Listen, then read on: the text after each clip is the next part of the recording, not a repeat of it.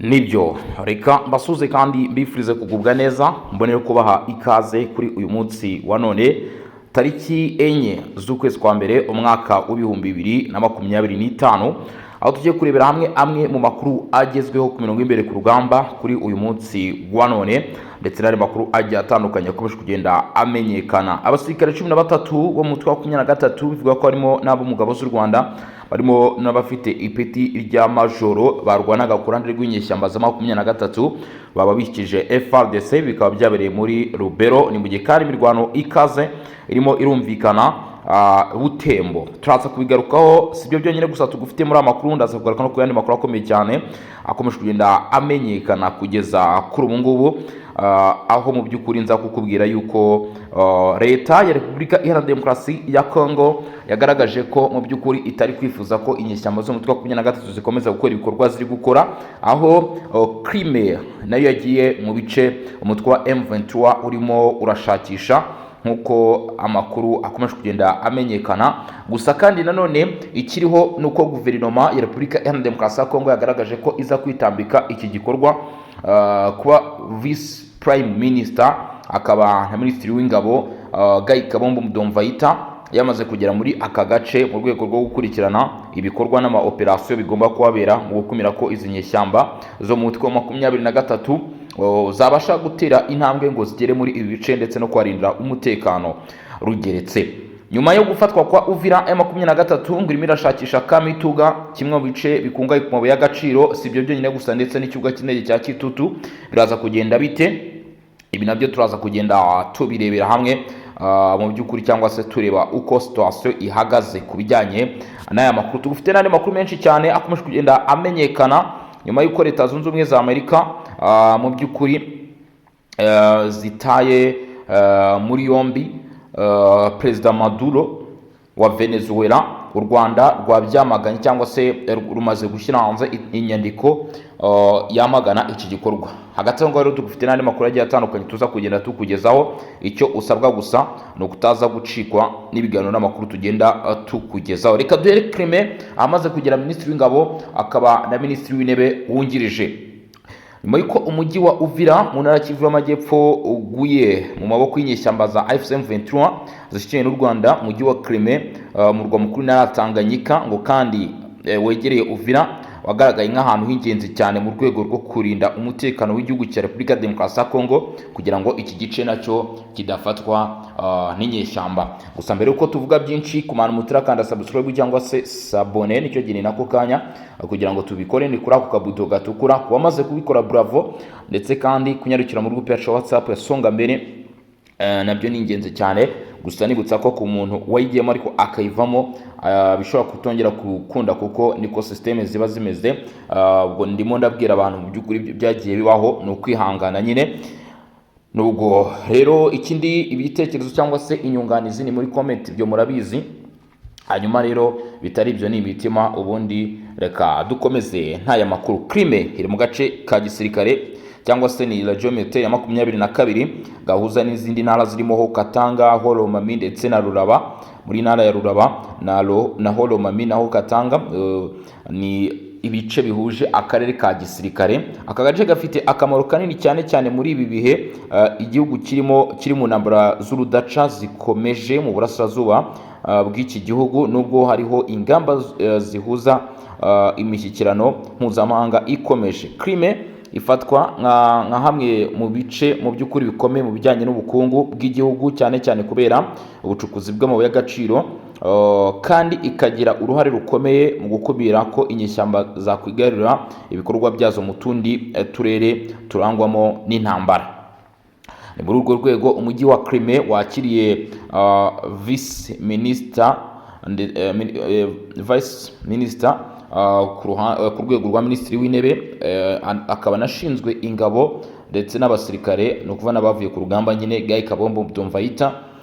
Uyu rero ntabwo yaje wenyine, yaraherekejwe na Lieutenant General ya Chirigonza Nduru Jacques, umugaba mukuru w'ingabo wungirije ushinzwe ibikorwa bya gisirikare n'iperereza.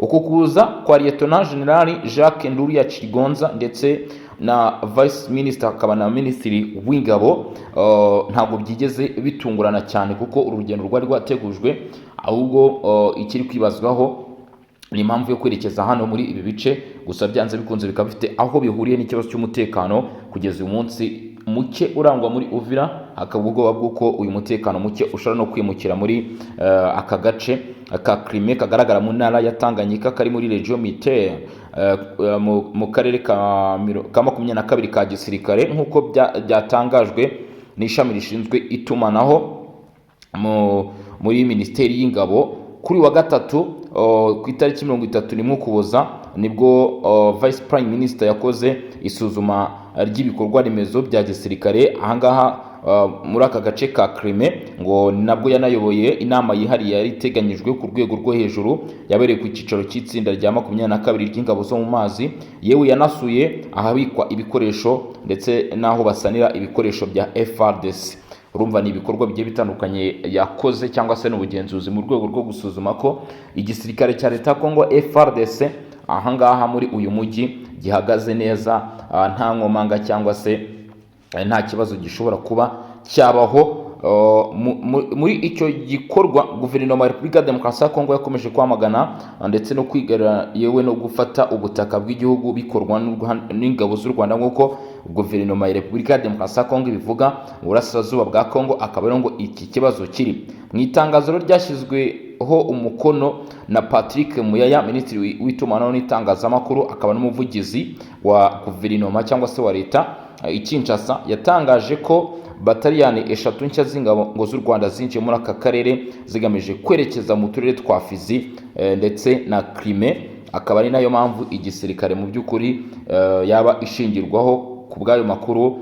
Mu by'ukuri aba bayobozi bagiye batandukanye mu nzego za gisirikare baba barerekeje mu gusuzuma uko FARDC igisirikare cya guverinoma ya Repubulika Iharanira Demokarasi ya Kongo gihagaze, haba mu buryo bw'ibikoresho, mu buryo bw'abasirikare, mu buryo bw'ibikoresho byangiritse, uburyo bisanwa ndetse n'ibindi bigiye bitandukanye. Itangazo rye ndavuga Patrick Muyaya we rigira riti ibikorwa ni igitero kigaragara ku bwigenge bw'igihugu, no kurenga ku mategeko mpuzamahanga kandi no gusuzugura amasezerano y'akarere n'ay'isi, birushaho gutuma umutekano muke n'ibibazo by'ubutabazi byugariza abasivile birushaho kwiyongera. Guverinoma kandi ivuga ko ngo izo ngabo z'u Rwanda zinjiye mu misozi miremire no kuva za bataliyani 3. Patrick Muyaya avuga ngo zinjiye mu misozi miremire yo muri Uvira, zinjira muri Fizi ndetse no mu misozi miremire yo muri Mwenga, ndetse ngo zikaba zarahinjiye zihishe inyuma y'abitwa twirwaneho mu rwego rwo guhisha inkomoko ndetse n'inshingano zazo. Ibyo ngo bikagaragara nk'umugambi wa gisirikare ugamije kwerekeza muri Fizi no gukomeza ibitero bigamije kwigarura Crimea ifatwa kugeza uyu munsi nk'igice gikomeye cyane ku gihugu. Ku rundi ruhande mu muhango wa gisirikare wabereye aho bita Lumbashi mbere ya Noheli, uwo bita General Edi Kapenda uyobora agace ka gisirikare ka 22 we yasobanuye ko ngo umutekano uko umeze muri Katanga, ndetse avuga ko mu mwaka wa 2025 habaye mu by'ukuri ituze cyangwa se nta kibazo gikomeye cy'umutekano kigeze kihaba. Ashimira ingabo, agashimira polisi ko babashije kwitwara neza nyine muri uyu mwaka washize mu bikorwa byo kwarindira umutekano. Agira ati twashyize ingabo zose ku gikorwa kugira ngo twitegure guhangana n'igikorwa icyo ari cyo cyose cy'ubushotoranyi aho cyava hose. Bivuze ko avuga ko kugeza uyu munsi Crimea biteguye mu by'ukuri kuhagarika ikibazo aho cyaturuka hose, kandi bafashe ingamba zikomeye cyane z'umutekano mu kurinda utu duce twa Crimea muri Katanga, Lomami, Rulaba ndetse na Tanganyika, by'umwihariko nka kamwe mu duce dushakishwa cyane cyangwa se turi ku murongo waho inyeshyamba zifuza kugera. Ku rwego rwa diplomasi, nubwo perezida wa Leta Zunze Ubumwe za Amerika Donald Trump ngo yaba yaragize uruhare mu mishyikirano i Washington ndetse no mu masezerano yemejwe na Felix Tshisekedi yewe n'umukuru w'igihugu cy'u Rwanda Paul Kagame, ibiganiro by'Idoha hagati ya Kinshasa na AFC M23 byo ngo ntabwo byigeze bitanga umusaruro ufatika.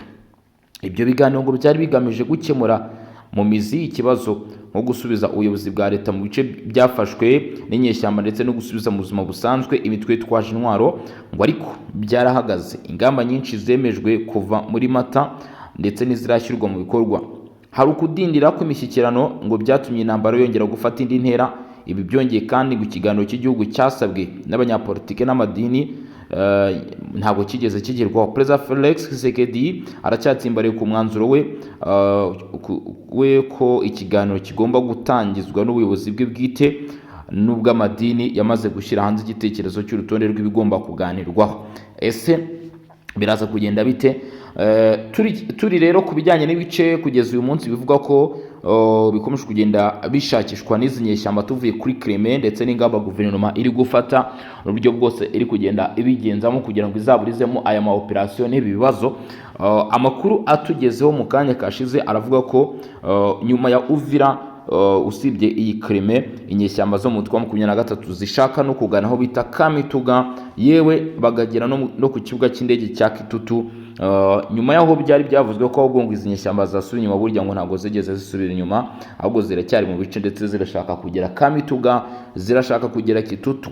Nyuma y'ifatwa ry'umujyi wa Uvira, umujyi ufite akamaro kanini ku bijyanye n'umutekano w'ubucuruzi kuko uri ku nkombe z'ikiyaga cya Tanganyika ukora ku Burundi. Umutwe wa M23 wifashishije mu by'ukuri ngo abafatanyabikorwa bawo ukomeje kwagura ibikorwa byawo mu ntara ya Kivu y'Amajyepfo. Ngo ibi biri kuba nubwo Leta Zunze Ubumwe za Amerika nyine ngo n'umuryango w'abibumbye Loni bari bamaze kugaragaza impungenge ndetse no gutanga imburira zikomeye ku bikorwa by'uyu mutwe. Amakuru aheruka agaragaza ko M23 itakigira ibanga ku migambi yayo. Ngo kuko kugeza uyu munsi birazwi neza ko ishaka kwagura ubutaka igenzura, aho yatangaje ku mugaragaro ko igamije kwerekeza muri teritwari ya Mwenga, ikerekeza by'umwihariko ku mujyi wa Kamituga uzwi cyane mu bucukuzi bw'amabuye y'agaciro cyane cyane zahabu, ndetse no ku kibuga cy'indege cya Kitutu gifatwa nk'inkingi ya mwamba mu bijyanye no gutwara abantu ndetse n'ibintu cyangwa se n'ibikoresho. Umuyobozi w'inyeshyamba akaba guverineri muri Kivu y'Amajyepfo Patrick Busu Bwangwi yemeje ko uyu mutwe wemera ku mugaragaro umugambi wo kwagura ibice nk'uko byemezwa n'amasoko atandukanye ku bijyanye n'umutekano. Umutwe wa M23 ngo wavuye mu majyepfo ya Uvira ndetse watangiye kwinjira mu bice by'imisozi ya Mwenga, igice gifite akamaro kanini mu bya gisirikare ndetse no mu bukungu. Ibi bikanatekerezwa ko M23 yaba yarihinduye icyerekezo nyuma yo kubona ko itazigera ica muri bice bya Makobola, za Baraka ndetse n'ahandi, bityo igahita ifata icyerekezo cyo mu misozi ahangaha za Mwenga. Mu mujyi wa Kamituga abaturage batewe ngo impungenge ku buryo bukomeye, hari n'abafite ubwoba bw'uko uyu mujyi ushobora guhinduka ikibuga cy'intambara, cyangwa se ushobora guhinduka ahantu mu by'ukuri habera imirwano ikomeye, aho abasesenguzi bamwe batangiye kwita ibi bihe intambara yo guharanira zahabu. Kamituga ni hamwe mu duce dukize cyane ku mabuye y'agaciro muri Repubulika ya Demokarasi ya Kongo, kandi abagenzura umutungo munini ushobora kwifashishwa n'izi nyeshyamba mu kubarerera intambara mu gihe kirekire. Ibi M23 ikora ntibishobora gufatwa rero nk'intambara isanzwe y'umutekano, ndavuga ku bijyanye no kwerekeza Kamituga. Mu by'ukuri ahubwo bigaragara nk'umugambi mugari wo kugenzura imitungo kamere Repubulika ya Demokarasi ya Kongo yabifite. Gufata Uvira byari intambwe ya mbere yo kugera ku mihanda y'ingenzi igomba kuberekeza mu duce tugiye dutandukanye, ariko Kamituga na Kitutu bifite agaciro karenze igisirikare gusa ndetse n'imiyoborere mu bijyanye n'ubukungu n'itumanaho. Ikibabaje kurushaho nuko abaturage kugeza uyu munsi bigaragara ko aribo bakomeza kuba igitambo. Iyo imirwano yegereye ahari ubucukuzi bw'amabuye y'agaciro, nta kindi gikurikiraho ngira ngo murabizi, hari uguhunga kw'abaturage, gufatwa ku ngufu kw'abasivile, ikoreshwa ry'abana mu ntambara ndetse n'ubusabuzi bw'imitungo kamere. Ikindi kigaragara nuko amahanga akomeje kugaragaza amagambo menshi ariko ibikorwa bikaba bike. Hakabaho kuburira Loni ndetse na Leta Zunze Ubumwe za Amerika ko ibi bidahagije mu gihe nta bihano bifatika bishyirwaho, bigatuma inyeshyamba zigira icyizere cyo gukomeza.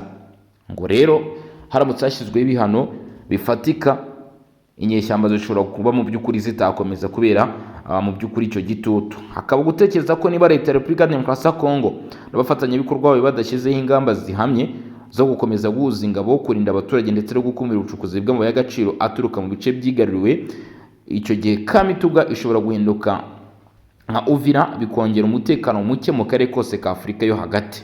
Hakaba ari ubwoba rero bw'uko ibi nyine bishobora kuba byabaho bigakurura ikibazo gikomeye cyane kandi cy'umurengera. Mu yandi makuru akomeje kumenyekana muri teritwari ya Rubero mu ntara Kivu y'Amajyaruguru haravugwa inkuru idasanzwe y'abarwanyi ba M23 barimo abo ku rwego rwo hejuru baje kwishyikiriza rero uruhande rw'igisirikare cya leta ya Repubulika Demokarasi ya Kongo FARDC. Ibi rero bikaba byabaye abasirikare 13 bo mu mutwe w'inyeshyamba za 23 barimo n'ufite ipeti ryo ku rwego rwa majoro baba bishyikirije FARDC. Ibi bikaba byabereye muri Rubero mu gihe imirwano hagati ya Wazalendo ikomeje kumvikana kandi iteye ubwoba Butembo. Mu ntara Kivu y'Amajyaruguru umutekano uracyari muke cyane cyane bitewe n'intambara yakomeje guhuza uruhande rw'ingabo za leta FARDC n'abagize itsinda ry'umutwe wa 23 ndetse n'amatsinda atandukanye ya Wazalendo. Bivuga ko abasirikare ba 23 ngo baje kwishyikiriza FARDC Rubero nk'uko bitangazwa n'amasoko yizewe mu nzego z'umutekano mu karere ka Rubero. Ibi byabaye ku itariki 3 Mutarama 2026 no kuva ku munsi w'ejo kwa gatandatu. Abarwanyi 13 ba M23 barimo umusirikare ufite ipeti rya majoro bishyikirije ku bushake bwabo ingabo za Repubulika Demokarasi ya Kongo FARDC binyuze mu mutwe wa Zarendo UAPC uri mu gace kawo bita Mubana. Abarwanyi bari bafite intwaro ndetse n'ibikoresho bya gisirikare mu by'ukuri byose bakaba barabifashe bakerekeza ku ruhande rwa FARDC nk'uko amakuru agira iki abitugaragariza. Bikaba byerekana ko bari bakiri mu mirwano mbere yo gufata icyemezo cyo gushyira intwaro hasi. Amakuru aturuka mu gisirikare avuga ko aba biyeguriye nyuma yo gucika intege, kubura icyizere cy'intsinzi ndetse no kubona ko M23 ikomeje gutakaza abarwanyi n'ibirindiro byinshi mu bice bitandukanye bya Rubero. Iki gikorwa gikomeje mu by'ukuri kuba mu by'ukuri cyakwiyongera ku bandi bagiye bagaragara mu minsi ishize, bikaba bifatwa nk'ikimenyetso cy'uko M23 iri mu bihe bigoye ku rugamba, cyane cyane nyuma yo guhura n'igitutu cya FARDC ifatanyije na Wazalendo mu bice bya Kivu y'Amajyaruguru ahakunze no kwifashishwa indege za drone. Hagati aho biravuga ko Butembo hari paniki ikomeye cyane mu gihe amakuru yemeza ko Rubero umujyi wa Butembo n'inkengero zawo wibasiwe n'igikorwa cy'ihungabana ry'umutekano ryaturutse ku mirwano ikomeye ikomeje kuba hangaha hagati y'amatsinda abiri ya Wazalendo. Nkuko bitangazwa n'abaturage muri aka gace mu Nzambaye ni mu gace kaho bita Majengo kuva ku saa 12 n'igice za mu gitondo kuri iki cyumweru ku itariki 4 Mutarama 2026 ngo abahumvikanye amasasu menshi ariko by'umwihariko y'intwaro nto cyane iziremereye zikaba zari nke, ngo byatumye abaturage benshi bahunga ingo zabo bashaka ko bihisha kugira ngo iki kibazo gicogore. Amakuru yo ku rwego rwaho aravuga ko itsinda rya Wazalendo riyo n'uwo bita Fiston Nzori ngo ryaje gushyamirana n'irindi rizwi ku izina rya Tongo Fort.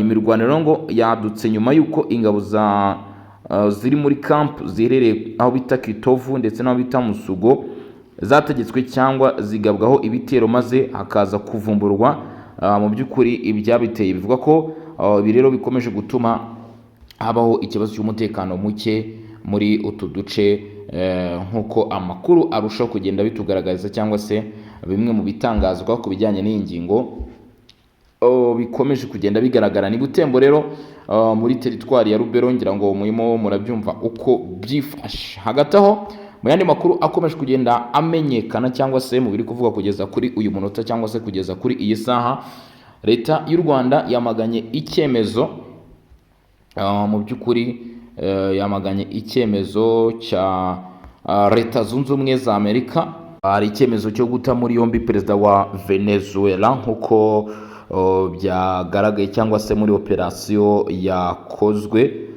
mu by'ukuri. Ndagira ngo rero tugaruke ku nyandiko yavuzwe hano ku ruhande rw'u Rwanda, twumve icyo rwavuze kuri aya makuru yaje kumenyekana hirya no hino ku isi. Ngira ngo abenshi mwabimenye. U Rwanda rero ngo rwamaganye igitero cya gisirikare cya Leta Zunze Ubumwe za Amerika kuri Venezuela. Guverinoma y'u Rwanda binyuze muri Minisiteri y'Ububanyi n'Amahanga n'Ubutwererane MINAFET yatangaje ko ihangayikishijwe cyane n'ibyabaye nyuma y'igitero cya gisirikare cyagabwe na Leta Zunze Ubumwe za Amerika kuri Repubulika ya Bolivar ya Venezuela. Nyine u Rwanda rugaragaza ko ngo iki ari igitero cyo guhonyora ku mugaragaro amahame shingiro agenga amategeko mpuzamahanga, by'umwihariko itegeko nshinga rya Loni rirengera ubusugire bw'ibihugu n'ubwigenge bwabyo.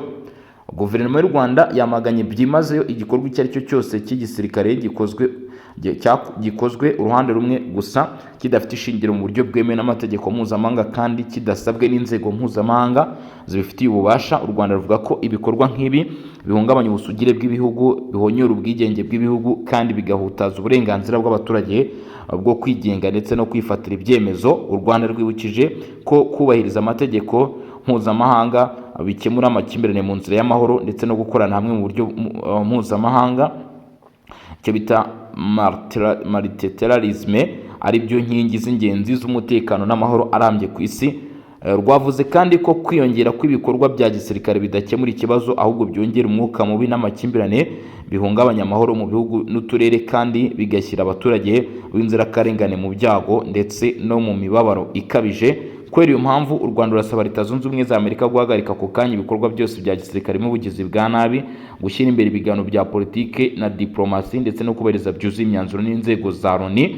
Mu gusoza, u Rwanda rwongeye gushimangira ubwitange bwarwo budacogora mu gushyigikira umuryango mpuzamahanga hashingiwe ku mategeko, inshingano zisangiwe n'ibihugu byose ndetse no kungana kw'ibihugu mu burenganzira ndetse no mu busugire. Rwagaragaje ubufatanye n'ubwitange n'abaturage ba Venezuela mu gihe bahanganye n'iki gitero ndetse n'ingaruka zacyo.